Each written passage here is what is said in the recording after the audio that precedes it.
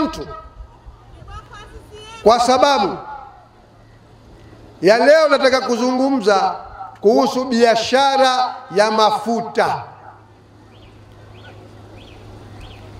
Nani ambaye maisha yake hayaguswi na biashara ya mafuta? Ukipanda daladala, bei unayolipa inayotokana sehemu yake pia ni bei ya mafuta. Ukenda ukinunua bidhaa dukani, bidhaa ile iliposafirishwa ilitumia mafuta. Mafuta bei yake yanaamua pia bei ya chakula unachokinunua dukani. Ukinunua vifaa vya ujenzi, vinaathiriwa na bei ya mafuta, kwa sababu kuvitoa vilikotoka mpaka ukafikisha kwenye ghala, mpaka ukafikisha unapopeleka, inategemea na bei ya mafuta.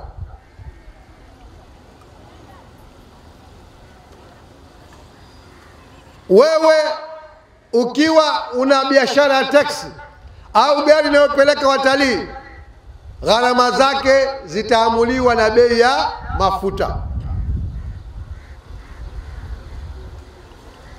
Na vikipanda hivyo, kila anayenunua akenda akiuza chake naye anaongeza bei yake kulingana na gharama ya bei ya mafuta.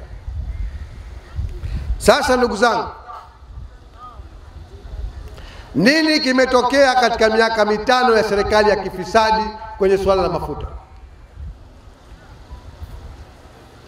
Na bahati nzuri nimeamua kulizungumza hili leo hapa kwa sababu mkutano huu ni kwa ajili ya majimbo matatu: jimbo la Bububu, jimbo la Mfenesini na jimbo la Mtoni. Na nyinyi mashahidi kwamba madipoti ya mafuta, matenki ya mafuta Zanzibar yako wapi? Si Mtoni? Ndio maana nikachagua kulizungumza hili. Ndugu zangu, alipoingia bwa mdogo alikuta utaratibu umewekwa wa kuingiza mafuta na baadaye wakauziwa wanaouza vituoni na wengine. Lakini kwa sababu utaratibu ule kaukuta ukawa unamkereketa roho, akawa anavizia mkataba uishe ili ukianza upya afanye mambo yake. Mwaka 2023 wakatangaza kwanza, wakaja na utaratibu mpya kwamba kuwe na muagizishiaji mmoja tu wa mafuta kutoka nje ya nchi, wanaita bulk procurement.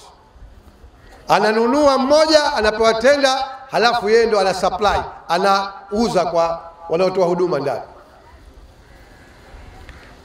Ikatangazwa tenda, ndugu zangu, ikatangazwa tenda kupitia tenda nambari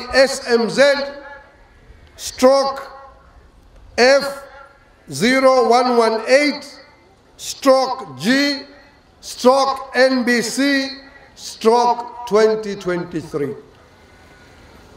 Nawaambia sote tukilizungumza jambo tuna ushahidi kamili, na ndio maana hawathubutu kukanusha, wamebakia kumangamanga tu juu majukwaa. Na tenda hii ndugu zangu, tenda hii katika masharti yaliyoandikwa ndani kwamba mwenye kutoa bei ndogo kuliko wote, mradi kakidhi viwango, ndiye atakayebarikiwa kufanya biashara ya kuleta mafuta kwa wingi kama bulk procurement, halafu yeye ndo atawauzia wengine. Kilichofanyika nini ndugu zangu? Kwanza, sheria ambayo inaitwa Petroleum Bulk kanuni regulations, kanuni zinazosema Petroleum Bulk Procurement Regulations za mwaka 2017, ambazo bwa mdogo kaingia kazikuta tangu 2017, zinataka wa jambo hili, kwa sababu ni jambo kubwa linalogusa maisha ya watu, maslahi makubwa, kwenye kamati ya tenda, kamati ya zabuni, lazima hawa wanaoingia katika zabuni supply wote, kampuni za mafuta wawe na wawakilishi ili kuwe na uwazi. Tumeelewana? Ili asije mmoja akapendelewa. Kwenye ile kamati ya zabuni kunatakiwa kila ambaye katenda awemo kwenye ile kamati wakati wa kufunguliwa. Jambo la kwanza, kwa sababu walikuwa washapanga mipango yao, lilofanywa lilikuwa ni kwenda kinyume na kanuni hizi. Kampuni za mafuta hazikuruhusiwa kuingia kwenye kamati ya zabuni. Kunaandaliwa mipango ya wakubwa kutafuna, kujaza matumbo, kupiga. Sasa ndugu zangu, kilichotokea wakatangaza tenda. Hapa naomba sasa ndio penye hoja, nataka mnisikilize vizuri.